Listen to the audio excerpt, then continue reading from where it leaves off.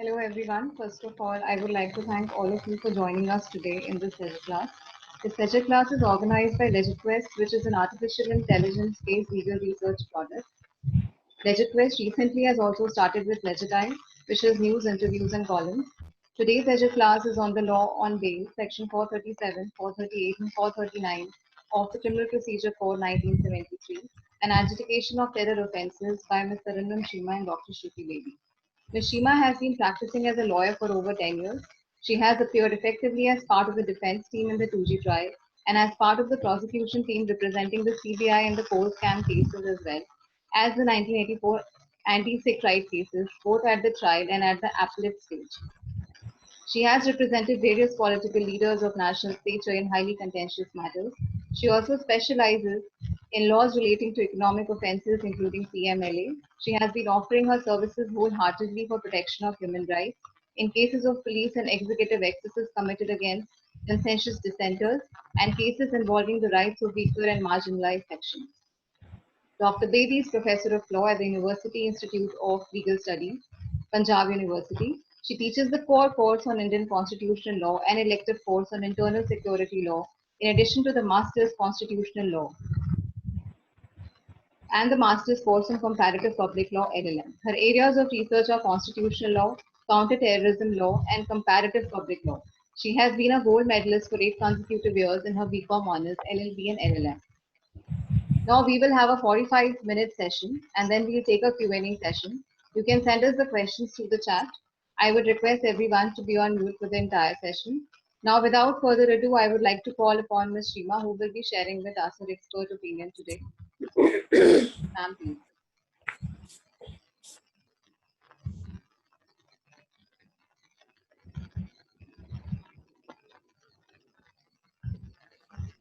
For organizing these webinars, and it's a privilege to be part of this along with Professor Bedi. I couldn't have asked for a better forum. So I would like to start today's discussion by just laying down what the parameters that govern bail jurisprudence are. As we all know, we are dealing here with three sections which primarily form part of the CRPC and deal with bail jurisprudence, which is section 437, 438 and 439. Section 437 deals with the power of the magistrates to grant bail in cases of non-bailable offences, and 438 deals with the parameters governing the power of the High Court and the Court of Sessions in pre-arrest bail, which we commonly refer to as anticipatory bail. 439 deals with the special powers of the High Court and the Courts of Sessions regarding bail. The principal considerations which are enunciated in these sections are really the first principles by which bail jurisprudence goes and become guiding factors, as the power which is entailed in all three sections is entirely discretionary and would depend on the fact situation of each case. For me, the magna opera of bail jurisprudence is really the Constitution Bench decision of the Honorable Supreme Court in Gurbaksh Singh Sibia's case, where the Supreme Court sat to enunciate the parameters governing anticipatory bail in 1918. It is really the authoritative restatement on the perspective of bail jurisprudence, and it does not limit itself to the grant of or rejection of anticipatory bail, but the decisions which are referred to in Gurbaksh Singh Sibia's case are really the touchstone of bail jurisprudence in India today. And every time I read this judgment, I always discover something new. So today I will focus on the two judgments that have been referred to very lucidly by the learned judges in the Constitution Bench judgment of Gurbaksh Singh Sibia. And these two judgments become extremely important in our discussion today because we are focusing on bail jurisprudence and the adjudication of terror offences. And the sections which are invoked in those judgments are sections which are invoked today when we are dealing with terror offenses. So the two judgments are Emperor versus H.L. Hutchinson, which is AIR 1926 Allahabad, and Emperor versus Jolgekar and others, which is a full bench of the Allahabad High Court in 1931. Now, the two judgments dealt with the power of the High Court to grant bail under sections 497 and 498 of the old code, the 1898 code, which is equivalent to section 439 of the present code. Bail applications of accused who were part of the Meerut conspiracy case were taken up by your lordships, and the charge in those cases was 121A.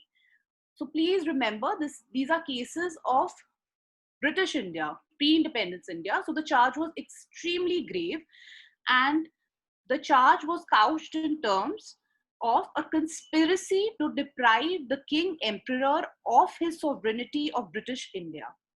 The sentence which this charge entailed was the maximum sentence, which is transportation for life.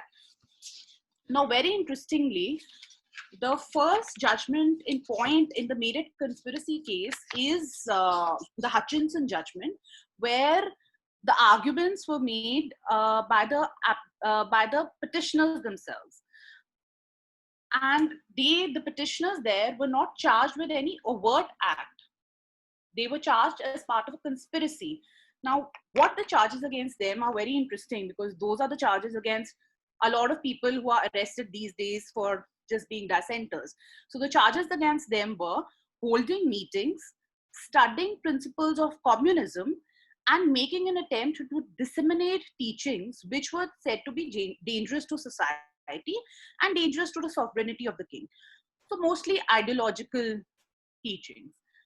Now, while examining the parameters of bail and granting bail, your lordships held that it was a pity that the applications were not considered by the magistrate courts or the court of the learned sessions judge. The application ought to have been considered, and the applicants ought to have been set free earlier. So such serious charges entitle them to bail. The second Meerut conspiracy case was in 1931, when, based on the Hutchinson judgment, a number of other accused went before the learned Allahabad High Court. Now, what happened there was that while they had moved their applications before the learned sessions judge, the learned sessions judge had made some adverse remarks against the High Court order passed in Hutchinson. We will not be going into those remarks, of course, but while considering the question of bail, the full bench of the Allahabad High Court again reiterated the principles and said that just because they are part of a conspiracy does not entitle the government to keep them in custody for an incriminately long period. And that is what really is jail jurisprudence. Keeping in mind these two judgments and the other judgments cited by Sindhya, the principal parameters governing bail which emerge from the jurisprudence which has developed over the years is that law treats pre-conviction detention as punitive, except in certain extraordinary cases or situations. Bail, not jail, is the rule. An accused, if he enjoys his freedom, is at a much better position to look after his case and defend himself properly. The accused has a permanent, now the other factors which have to be taken into consideration, of course, are that the accused has a permanent and an identifiable place of residence. The accused shall present himself at trial and face the trial, and the accused shall not interfere with a fair trial or suborn the witnesses. Now, all these factors have to be undertaken to be adduced and to be shown to the learned judge by the petitioner as well as by the state. The state, if the state is making a claim that the accused might suborn the witnesses, then that mere statement is not enough, and material has to be placed on record to show that such apprehensions exist. Now, after all these principles, uh, we have seen that the bail jurisprudence in the country has developed in a manner where facts of a particular case have become all important to decide whether a person is entitled to bail or jail. And there is no difficulty if we are looking at these judgments from a fact perspective. But the language in which these judgments are couched often gives a feeling that these are precedents. And resultingly, the case law that has developed over the years has provided us a bewildering lack of uniform principles, where it becomes possible to choose stray sentences from one judgment and quote them in another judgment to say that somebody is not entitled to bail. And the situation gets further confronted because words like grey offense, words like economic offenses have to be considered as a class apart, words like the offense having caused a hue and cry in the society are used in these judgments. Most of the general phrases retain their vagueness and ambiguity in judicial orders and yet serve as binding principles. One test for fair constitutional approach would be to look at bail jurisprudence from the point of view as it was set out in terms of first principles, which are so beautifully enunciated in the sections itself, as well as the Constitution bench judgment of Gurbaksh Singh Sindhya. Now, since this talk is about special laws, I would like to touch upon the very fact that state has from time to time been enacting special acts which are raising barriers, and they are making the procedural law, which is already laid down in the sections which we just mentioned in the CRPC, almost insurmountable, governing the grant of bail. Such provisions are brought under anti-terrorist law, anti-drug law, anti-money laundering law, and a situation is created whereby the courts are not open to dealing with the vagaries of these sections, whereby these special provisions are brought, because they are couched in terms which suggest that anything to say about these provisions would be would amount to make a comment about the national security, about the challenges facing the nation, etc. At present, the legislation the special legislations are becoming a trend. Now, let me come to the special enactments and how they deal with provisions of bail. And there are a few critical issues which need to be addressed here. If we look at the sections which deal with bail in these special enactments, there is always a restrictive condition on the grant of bail, which is made to communicate that no bail shall be granted in these matters where the accused appears or is prima facie shown to have committed the offense. So the test really is the prima facie involvement of the accused in these offenses. And that, in fact, gives a impression that a blanket ban on the right of bail has been put by these conditions which have cropped up in these special legislations. Such a ban, as we all know, is violative of the uniform principles, not only that govern the grant of bail, but also the constitutional validity of these provisions becomes questionable. We have evidence of many cases where people have suffered long incarcerations before they were acquitted. And I have an example of one such case. I represented an accused in the 2G matter who was not arrested during investigation. He joined investigation, but when the charge sheet was presented without his arrest, upon that he was summoned to appear in court. And as the practice in Delhi is, owing to the judgment of court on its own motion by Justice J.D. Kapoor, that when an accused is not arrested during investigation and appears on summons, he would be admitted to bail. So in line of that judgment and the prevalent practice in court, we appeared with our bail bonds, etc. However, to our utter shock, the accused who had not been arrested were also sent to custody. And it took 9 months to get them out. And we all know that the trial ended in an acquittal. What was interesting was that after they are then being sent to the custody by the learned special judge, when we moved the High Court and we took up the argument that they had not been arrested during investigation, the High Court commented that the very fact that they were not arrested during investigation shows that they are so powerful. Now, it took us 6 long months, and we were led by the erstwhile Mr. Jethmalani on these arguments.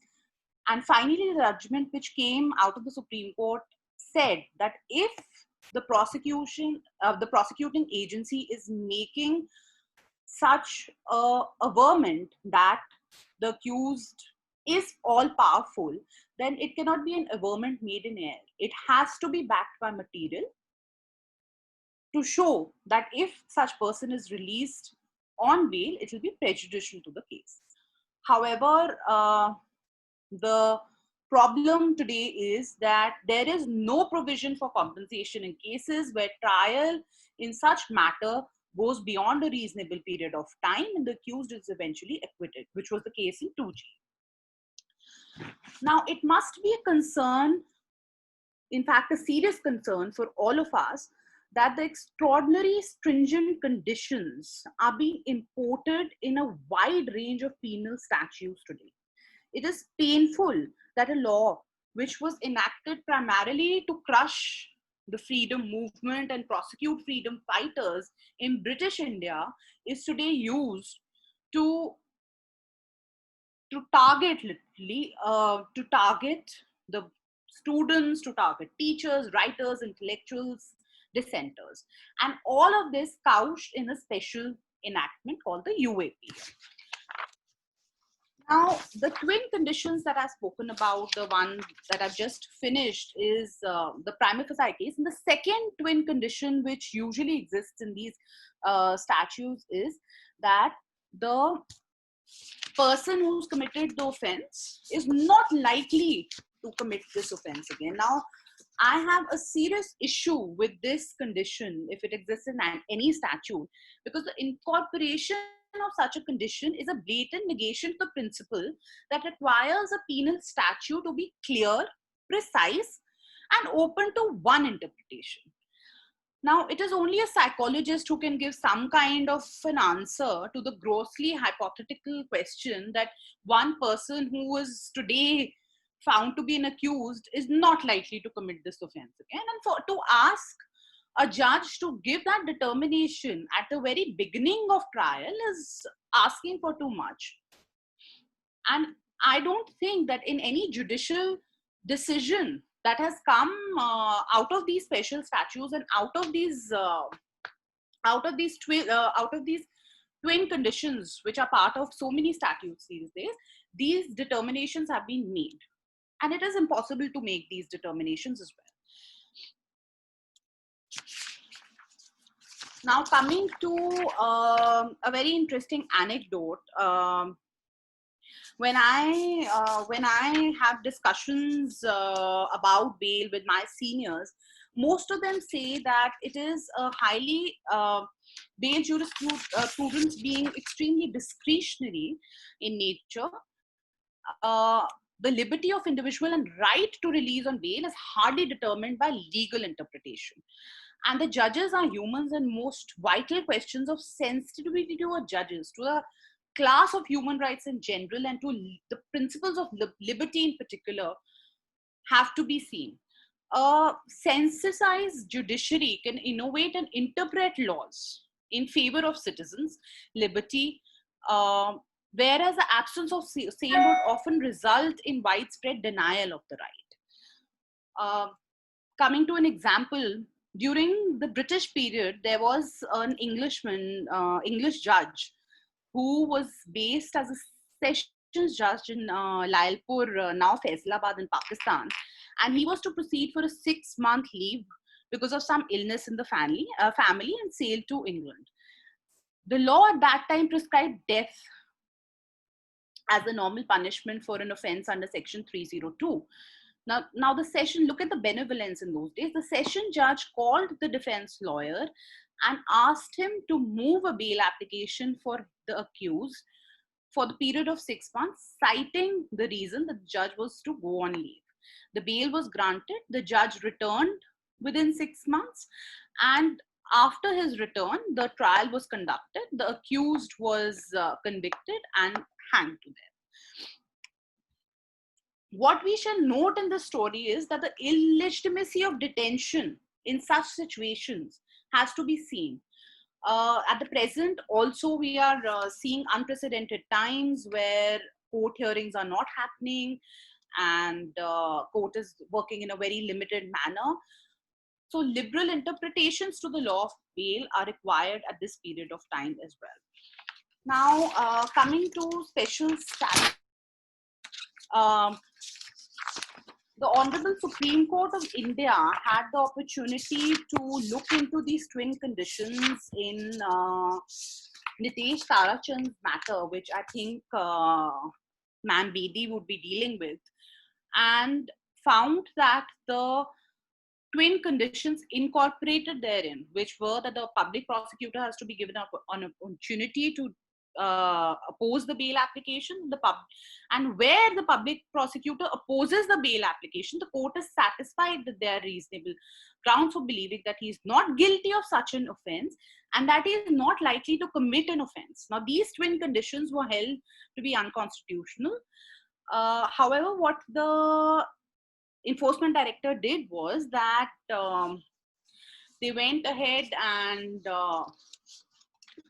amended the section, which they very conveniently do all the time, and added under this act. And now their interpretation of bail jurisprudence is that by adding these words under this act, these twin conditions still hold, which is not really the law today.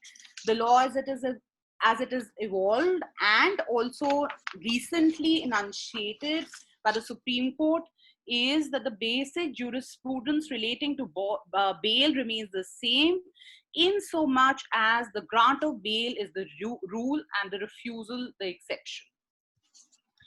Also, for enforcement directorate, there are a number of matters where they do not arrest. So for the CBI matters, we have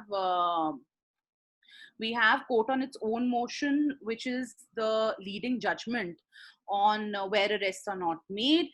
In ED matters, there is the judgment of Dalip Singh Maan and another versus Directorate of Enforcement, which was decided in 2015, where the short question by the Punjab and Haryana High Court, where the short question on where the Enforcement Directorate has not exercised their power to arrest under Section 19, whether they can ask for the person to be sent to custody when he appears upon a summon. And Your Honorable Lordships answered it in the negative and said that there is no statutory bar against the grant of bail unless there is compliance with section 45. And they said that the rigors of bail would be attracted, and the rigors of bail under 45 are attracted only when the investigating agency chooses to arrest during investigation. And I would like to say that the basic concept of bail jurisprudence still entails the principles which were laid down in Gurbaksh Singh Sibia, which are good today. And the very fact that they are special enactments and they create these twin conditions do not take away the golden rules enshrined in this section itself and in the many cases which have been dealt by the Honorable Supreme Court. Thank you. Okay, ma'am, thanks a lot. That was very insightful and helpful. Now I would like to call upon Dr. Bedi, who will be sharing with us her opinion today. Thank you. Thank you so much, Tulip, for giving us this opportunity. And I would actually like to express my gratitude to LegitQuest and to Mr. Karan Kalia for hosting this. And it's an extremely interesting and a debatable topic. If we are given the opportunity to participate and interact with the participants, that is a great idea to take forward some of the questions which may be raised during the course of this talk or online talk. I would also appreciate what Taranum Chima has said and has made my task easier. She has dealt with at length on the basics of and the fundamentals of the bail jurisprudence, which you've heard, including the twin conditions. I would just like to start with something that all of us are aware of, which is that the pre-trial detainees in India comprise of almost 2/3 of the India's population. And it is a really sad day for our country because this really should prompt us to think, how lax are we to throw our people inside the jail and then to leave them there? It is a certain lack of deference for humanity that we have to think about. And I think these kind of forums, which are giving such an opportunity, are extremely important for us to reflect on these issues. Now, Taranum has already discussed with you, section 430, the basics of the bail jurisprudence under 437 and 439. And you are all aware, I hope, about the conditions which are required that a person is not to be released on bail if there appear to be, a person shall not be released on bail if there appears to be a reasonable ground for believing that he has been guilty of an offense which is punishable either by death or by imprisonment for life. Of course, there are, the court can impose various conditions while granting bail.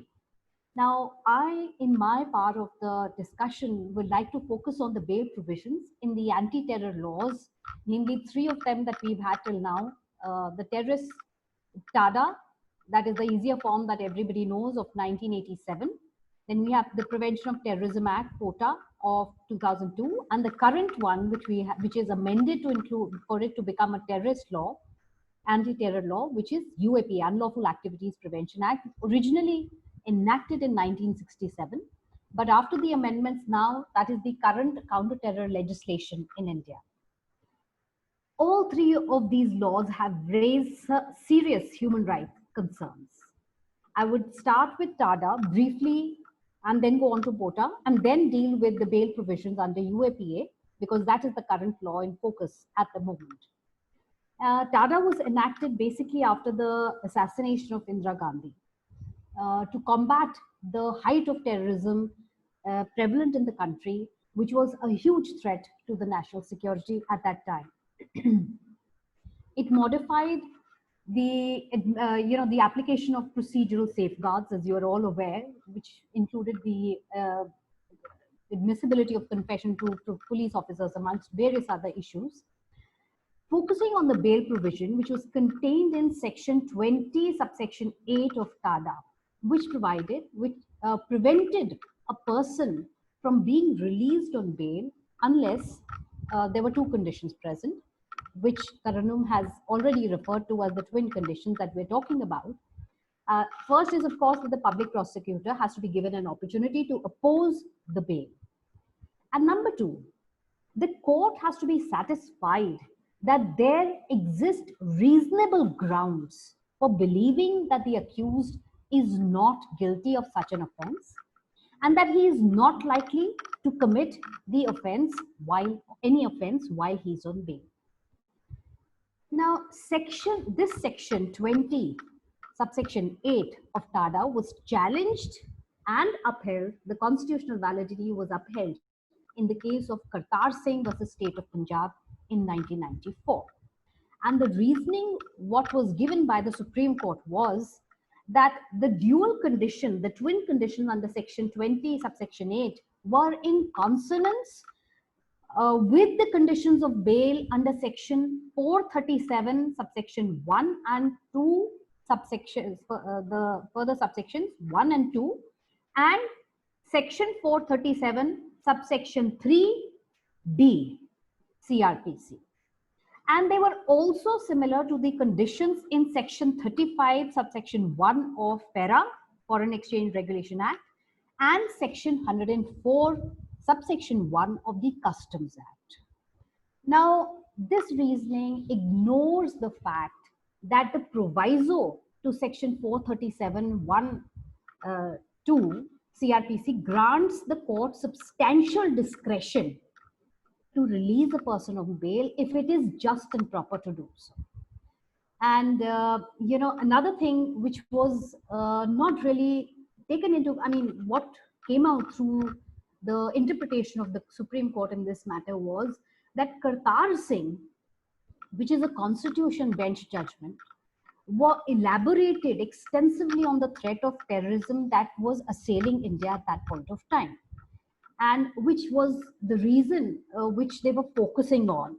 And they stressed on the public order paradigm, which conveniently sidesteps the importance of personal liberty in this whole scenario. So this is where I'm going to finally end with. So please do keep in mind this particular point, the everlasting battle between liberty and security. Coming to POTA, the Prevention of Terrorism Act, which was enacted in the aftermath of the September 11 attacks and the Parliament attack in December 2002. Now, this also modified the application of the standard pre-trial procedural safeguards and made the provisions of bail slightly more stringent. Under section 49, 6 and 7 of POTA, an accused could not be released on bail unless the public prosecutor was given an opportunity of being heard and the court was satisfied that there are grounds for believing that he is not guilty of having committed such an offense. Now, I would really like you to see the difference here. Unlike section 28 of TADA, section 49(7) of POTA removed the minimal requirement which was needed of judicial satisfaction that there were reasonable grounds for believing that the accused was not guilty. The reasonable word was omitted here. And further, if you look at the proviso to section 49(7) under POTA, the accused could apply for bail under the regular or ordinary law after the expiry of 1 year from the date of detention.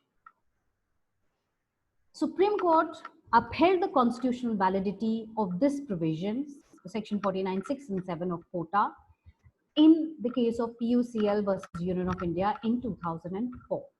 And the division bench noted that section 49 POTA and section 20 of TADA were similar and involved, what it stated was that since it involved anti-national elements and it expanded on the period, it elaborated on the fact that the expanded period of detention was required and necessary to complete a thorough investigation in such matters of national security. So if you see in both these laws, you find the court always stressing on the security aspect rather than the aspect of liberty, which is the constitutional fundamental right of every citizen of India. Now, Taranum has already discussed with you certain conditions on which the court, what are the conditions on which the court assesses whether the accused has been held to be declared, while giving bail, whether the accused is not guilty of having committed an offense, which include, as she discussed, the conduct of the accused, the nature of the crime, the likelihood of tampering with the evidence, committing maybe another offense, or the threat to the society.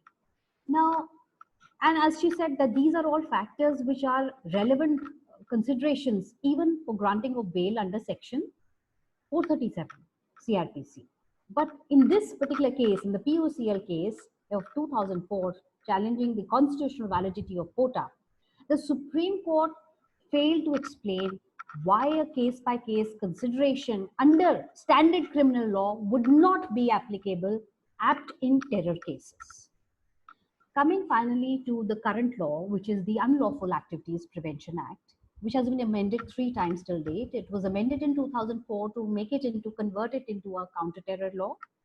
The 2008 Mumbai attacks made it, carry out another amendment, which made the law further more stringent. And then finally, we have the 3rd amendment, which was done in 2013. Now here a very important point which I would like to point out is that under TADA and POTA, there is a 180-day period of detention. This was changed under UAPA to reduce to half, 90-day period of extension, which could be extended to 180 days if the court was satisfied with the report of the public prosecutor indicating the progress of the investigation and the specific reasons for the extension which was required. Now, section 43D, subsection 2 of UAPA came up before the Supreme Court for consideration in the recent Bhima Koregaon case last year. And it is the decision of the Bombay High Court in this particular matter granted bail to the 5 accused which were to be released on default bail. Since what was the reason for that? Since the extension application, which was filed before the court, had been incorrectly filed by the investigating officer instead of the public prosecutor as required by law. However, interestingly, the Supreme Court has overturned this.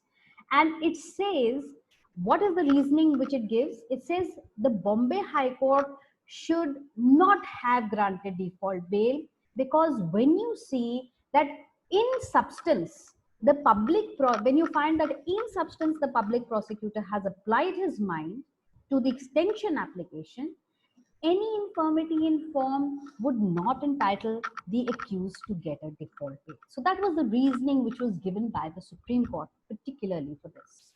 I'm just trying to lead you to a situation where you are able to evaluate for yourself what is the stand of the courts in such kind of counter-terror cases, laws, under such laws regarding the bail jurisprudence.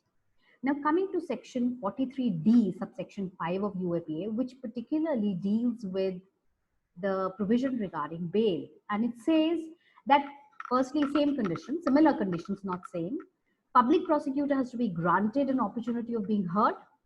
And even then, an accused will not be released on bail if on the perusal of the case diary or the final report or charge sheet under section 173 CRPC, the court is of the opinion, now this is very important, the court is of the opinion that there are reasonable grounds for believing that the accusation is prima facie true. There is a change here.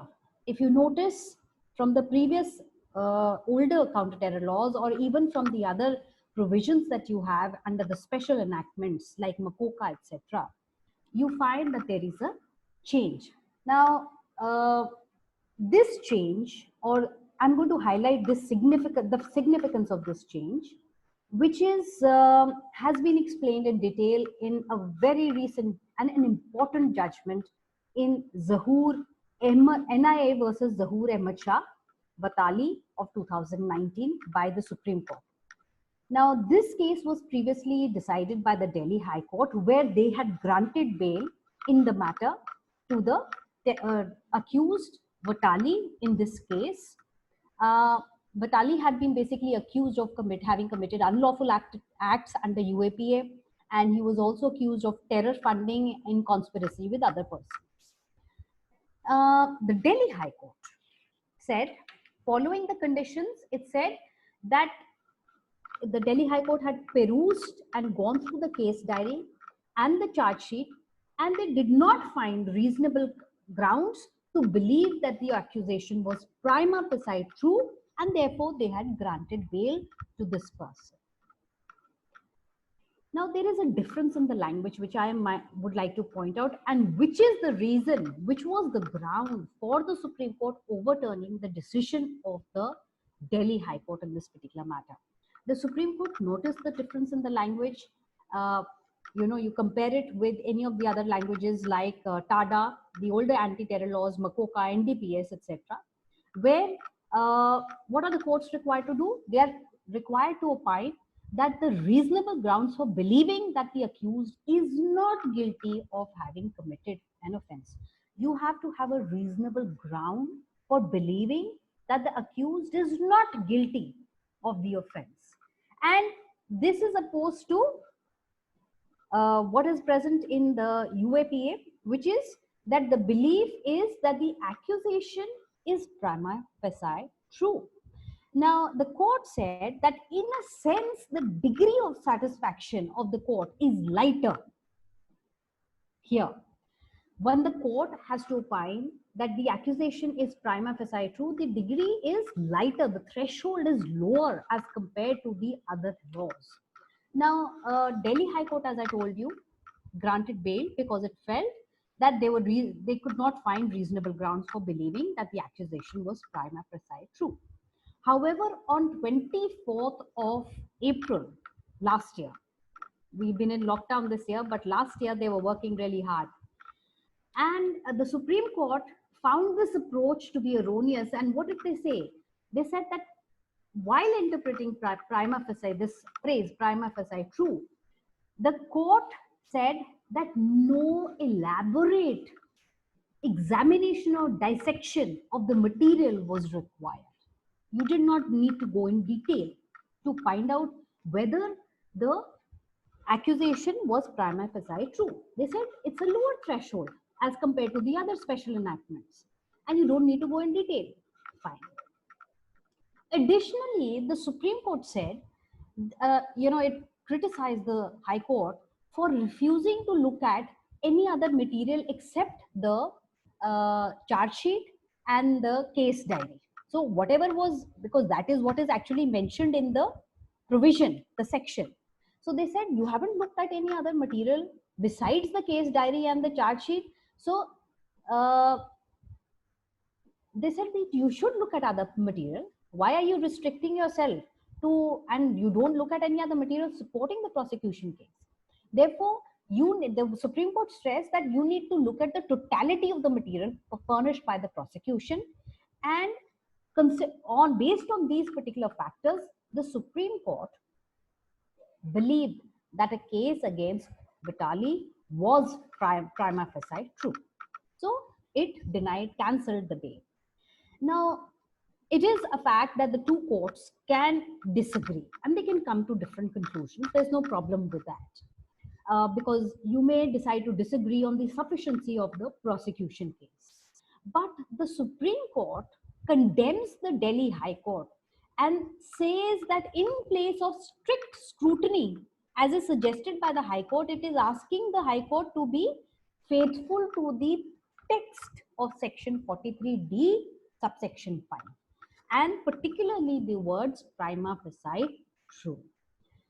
Now, when you consider it in abstract, it seems fine. If I'm telling it to you like this, it seems all very well. But no law, let me just point out here that there is no law which operates in a vacuum. And UAPA operates in a very peculiar context. There are serious allegations being made against the person of having committed a crime of terrorism, and which entails the punishment of the death penalty. So that is a very important factor to keep in mind. And the UAPA operates in a terror charged context where the wording of section 43D places a high burden on the accused to satisfy the court that the accusation against him is not prima facie true. And that is why the Delhi High Court was keen that the material had to be scrutinized with extra care rather than proceed merely on the statement of the investigating agency. Moreover, the Supreme Court had, criticized the High Court. One side, it's criticizing the High Court for conducting a detailed inquiry, and the other side, it's saying you have not looked at the evidence in the other, besides the case diary and the charge sheet. So these are few things, and they've expanded the application of the scope of this principle. So ultimately, what I would like to point out is that the reasoning which has been deployed by the Supreme Court over the period of time in the three laws, that is Kartar Singh, PUCL, and Batali case, they share a common pattern. The courts generally like to approach the anti-terror laws as is that if the provision is needed, it is reasonable. That is their wording. So this shifting of the burden of proof and the reversal of the presumption of innocence when it comes to bail in anti-terror laws, the governments, you will find, still continue with the colonial policy and legacy of preventive detention and emergency through the back door. And it is this arc of Supreme Court's jurisdiction in terror and national security cases which is subordinating the individual and personal liberty, which is so very important, and it is giving into the security debate. So that is what I would like to end with, and that is what you have all the platform regarding the anti-terror laws which are at present prevalent in India, and the bail provisions particularly are suffering from. Taranum has already been telling you, and you're all very well aware, that there is a huge uncertainty. There is no certainty in the bail jurisprudence which is being followed by the Supreme Court. And but in the anti-terror laws, you find that the Supreme Court is always tilted towards the state and the requirement of national security, which is to be upheld vis-a-vis the personal liberty debate. So with that, I would like to end, and thank you so very much for having me here on this platform. Thank you, ma'am, for your profound views. Now we have some questions that I would like to start with that we have received. The first one talks about how to go about in an NDPS case bail in cases of NDPS.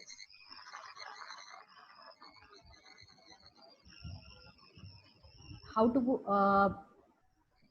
Can you please Procedure repeat? in the case of NDPS cases. The procedure I think of bail. Taranum had touched upon that. She had talked about the twin conditions which are required and which has been held to be unconstitutional in Nikesh Tarachand's case. So maybe Taranum, if you want to elaborate on that. Absolutely. I would like to elaborate on NDPS cases. The twin conditions exist there as well, and it is largely absolutely discretionary whether bail is granted or not.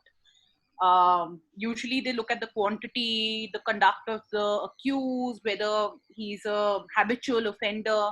These are the parameters they look at. But having said that, the Supreme Court has in matters,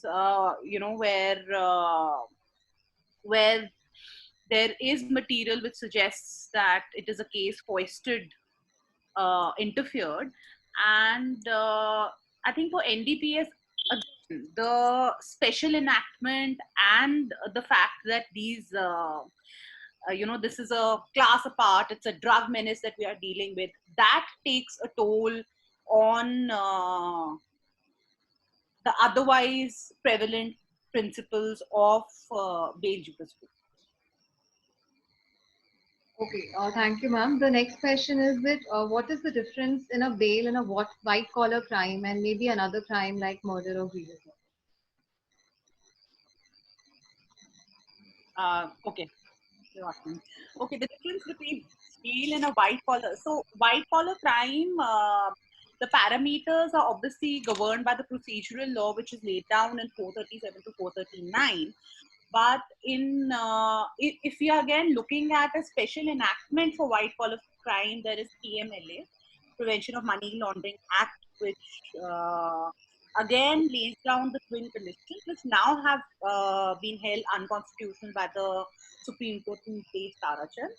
And otherwise, bail, saying that there is no provision of bail, whether in economic offenses or in crimes dealing with murder, etc., is is not right, because as you know, the cases I referred to were charges against 120 charges under section 121A, transportation of life, and the Honorable Allahabad High Court went ahead and granted bail in those matters.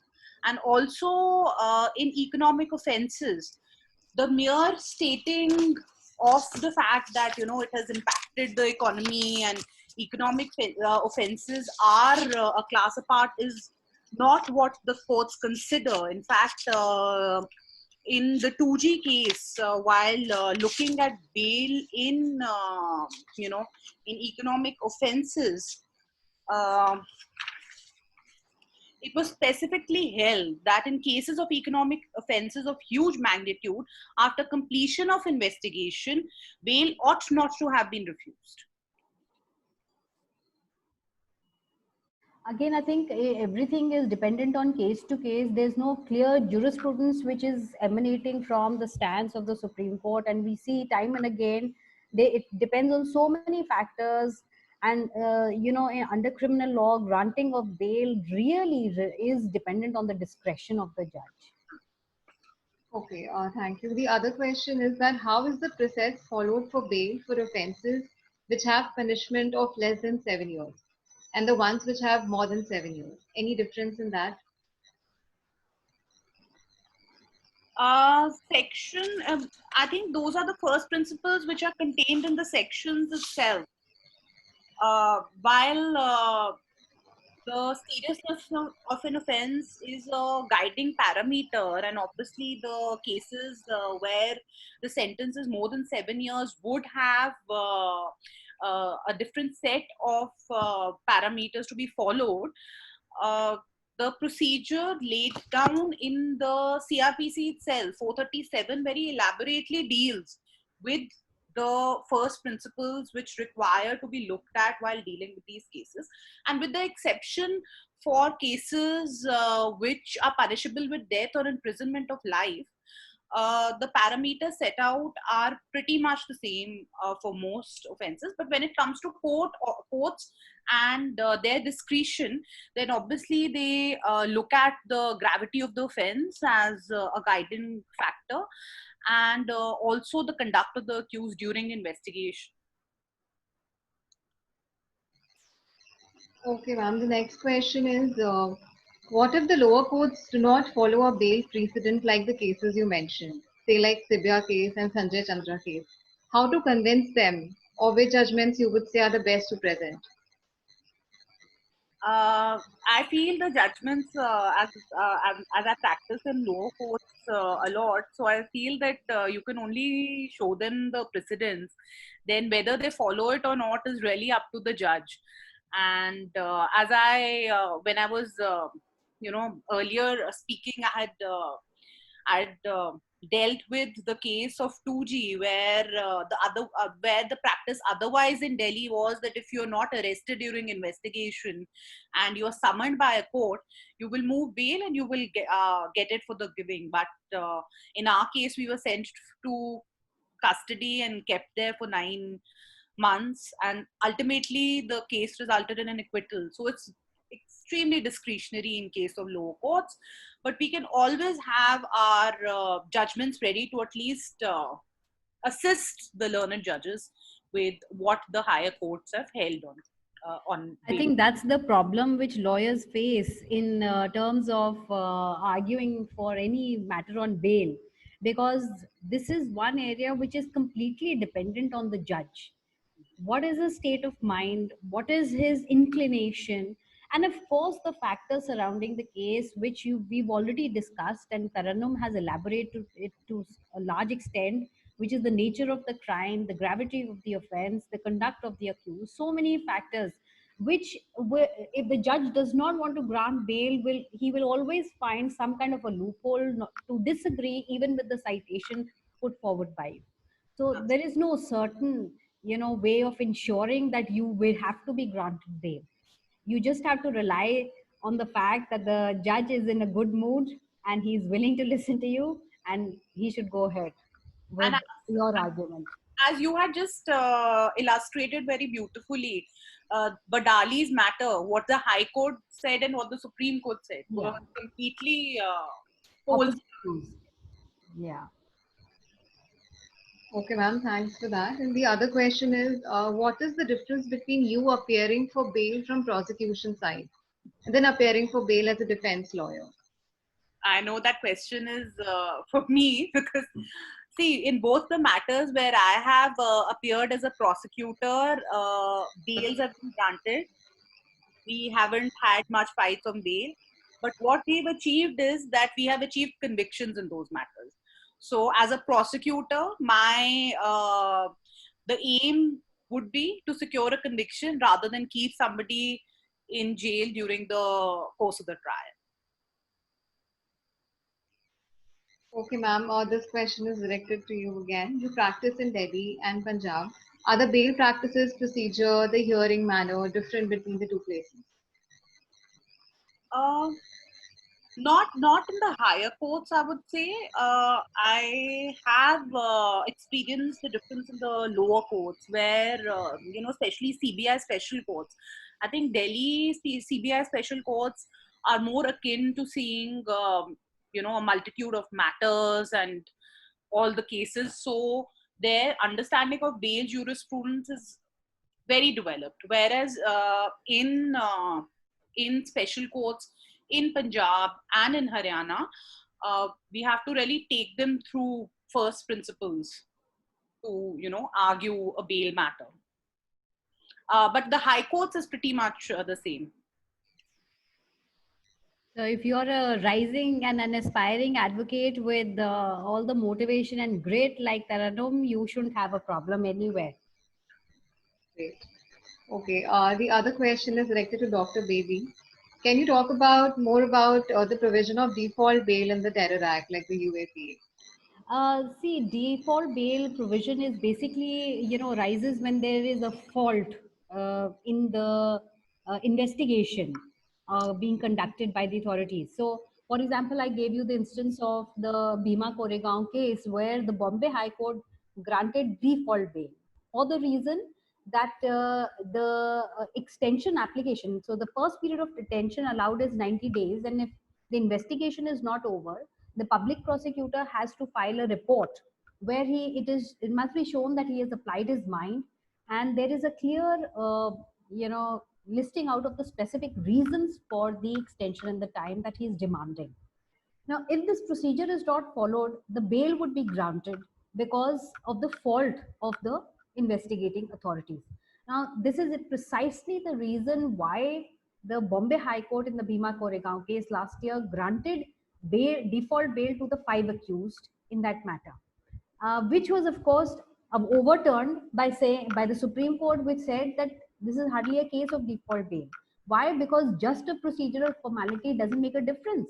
Because if you find that in substance the investigating authority or the public prosecutor has followed in substance everything, has applied his mind from the facts of the case, it is clear, then a basic difference in procedure doesn't really matter. Now, this is exactly opposite to what the law is providing under section 43D subsection 2. So, we as a person, people who are following the law are left at a loss that what is the correct position, because if the law is saying something And if one court, the Bombay High Court, is following that, but then the Supreme Court steps in and gives a completely different outlook and says that there is no reason for any default because from the substance, from the form, it is clear that the application of mind is present of the public prosecutor. So it seems as if they can take the case according to their own convenience. Although the provision for the default bail is basically if there's some kind of a default in the procedure.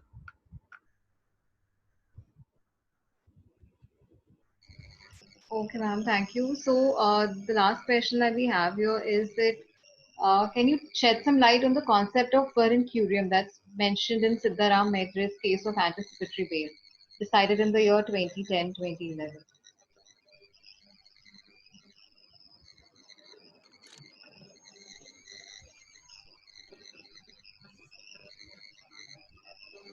One second. Ma'am, are you taking that question? No, please go ahead, Taranum. I thought it was for you. No. So the concept of per incurium is a very important concept where decision by the strength of the bench really determines that which is the precedent which holds the roost. So, like I said in my address earlier, really the Constitution Bench of Gurbaksh Singh CBI laid down the parameters for bail, and after that, a number of decisions have come from the Supreme Court, where where the language that has been used gives a sense that it is a precedent, but rarely it is not a precedent, and it is per incurium, and that has to be kept in focus. One stray sentence used in one judgment does not become a precedent, while a question of law settled by a constitution bench would always remain a precedent.